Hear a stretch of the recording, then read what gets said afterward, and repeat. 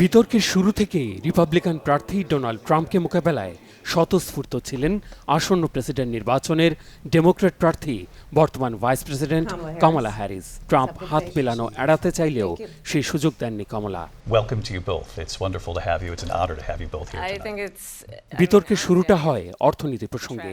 ধনীদের সুবিধা দেয়া আর কর ছাড়ে ট্রাম্পের অতীত নজির টেনে ভোটারদের সতর্ক করেন কমলা। ট্রাম্পের দাবি, অর্থনীতি পুনরুদ্ধারে কমলার কোনো পরিকল্পনা নেই। করোনাকালে টালমাটাল অর্থনীতি সামাল দেওয়ার কৃতিত্ব নিয়েছেন ট্রাম্প।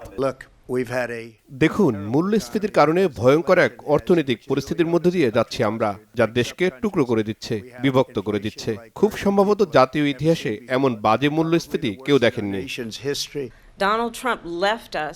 মহামন্দার পর বেকারত্বের সবচেয়ে ভয়াবহ সময়টা আমাদের উপহার দিয়েছেন ট্রাম্প। তার আমলেই শতাব্দীর সবচেয়ে করুণ জনস্বাস্থ্য পরিস্থিতি মোকাবেলা করতে হয়েছে আমাদের। গৃহযুদ্ধের দীর্ঘ সময় পর গণতন্ত্রে চরম আঘাত এসেছে তার আমলেই। কমলার অভিযোগ, বিচার বিভাগের অপব্যবহারে আগাম গর্ভপাতের সুযোগ বৃষ্টির বেশি অঙ্গরাজ্যে বন্ধ করতে কলকাঠি নেড়েছেন ট্রাম্প। বলেছেন, শুধু সামাজিক নয়, এতে প্রাণহানির মতো ঝুঁকিও তৈরি করেছেন ট্রাম্প। রাজনৈতিক প্রতিপক্ষকে হয়রানির জন্য বিচার বিভাগের অপব্যবহার আর জনসভায় অংশগ্রহণকারীর সংখ্যা নিয়ে মিথ্যাচারের পাল্টাপাল্টি অভিযোগ তুলেছেন তারা।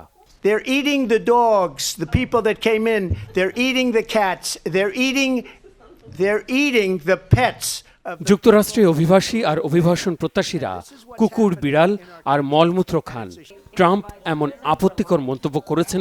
নানা কথায় অভিবাসী বান্ধব বক্তব্য দেয়া কমলার উদ্দেশ্য নিয়ে সন্দেহ প্রকাশ করেন ট্রাম্প। বলেন, অভিবাসীদের ওপর ভর করে নির্বাচনে বিজয়ী হওয়ার অপচেষ্টা চালাচ্ছে ডেমোক্র্যাটরা। জাতীয় নিরাপত্তা সুরক্ষিত রাখতে কঠোর অভিবাসন নীতির পক্ষে অনড় থাকার বার্তাও দেন ট্রাম্প। তার সাবেক প্রতিরক্ষা মন্ত্রী জাতির উদ্দেশ্যে বলেছেন, ট্রাম্পকে আরেক মেয়াদে ক্ষমতায় টেকাতে সফল হবেন না রিপাবলিকানরা। যখন আমরা এমন বক্তৃতা শুনি, যখন দেখি আমেরিকার জনগণকে প্রভাবিত করে এমন সমস্যাগুলো সমাধান হচ্ছে না, আমি মনে করি এমন পরিস্থিতিতে ভোটারদের কি পছন্দ হতে পারে তা স্পষ্ট। মার্কিন কংগ্রেসে ট্রাম্প সমর্থকদের হামলার নজির টেনে মোক্ষম আঘাত হানেন কমলা, যে ঘটনা আদালত পর্যন্ত গড়িয়েছে। বলেন, ভোটের ফলাফল বিপক্ষে গেলে দেশে রক্তগঙ্গা বইয়ে দেয়ার হুমকিও দিয়েছেন ট্রাম্প। তাই অতীতে ফিরে না গিয়ে ভবিষ্যতের সুরক্ষা আর নিরাপত্তা নিশ্চিত করতে ডেমোক্রেটিক পার্টিকে সমর্থন দেওয়ার আহ্বান জানিয়েছেন কমলা। বিক্ষুব্ধ সমর্থকদের কেন ক্যাপিটলের ভেতরে ঢুকতে দেয়া হলো সেই প্রশ্ন তুলেছেন ট্রাম্প। দাবি করেছেন, 2020 সালের নির্বাচনে কারসাজি করে হারানো হয়েছে তাকে। নির্বাচিত হলে রাশিয়া ইউক্রেনের মধ্যে শান্তি প্রতিষ্ঠার দৃঢ় আশাবাদ জানিয়েছেন ট্রাম্প। কটাক্ষ করেছেন পররাষ্ট্রনীতিতে কমলার দুর্বলতা নিয়ে। কমলার দাবি, ট্রাম্প এখন প্রেসিডেন্ট পদে না থাকায় স্বস্তিতে আছে ইউরোপীয় ইউনিয়ন। তা না হলে ইউক্রেন দখল করে ইউরোপের বাকি অংশে নজর দিতেন পুতিন। সতর্ক না হলে স্বৈরশাসক পুতিন ট্রাম্পকেও খেয়ে ফেলবেন। এই যুদ্ধ শুরুর আগে তাকে শান্তি আলোচনার জন্য পাঠানো হয়েছিল। 3 দিন পরে সেখানে গেলেও তার দুর্বলতা ও বোকামির কারণে যুদ্ধ বেঁধে যায়। সেই যুদ্ধ কখনোই শুরু করা উচিত ছিল না। তিনি ছিলেন দূত। জেলেনস্কি ও পুতিনের সাথে আলোচনার জন্য তাকে পাঠানো হয়েছিল, এবং সে যা করেছে তাতে 3 দিন পর যুদ্ধ শুরু হয়ে যায়। আমরা তার মধ্যে এমনই প্রতিভা দেখেছি। And the war started 3 days later. And that's the kind of talent we have with her.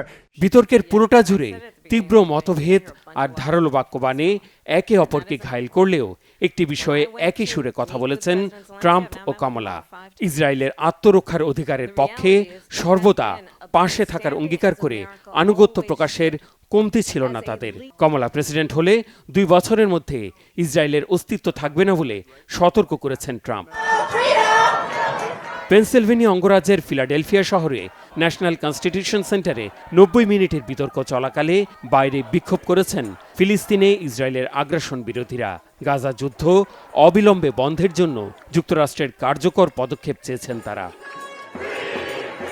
Mehrab Hussain Khan, Bangla vision, news desk.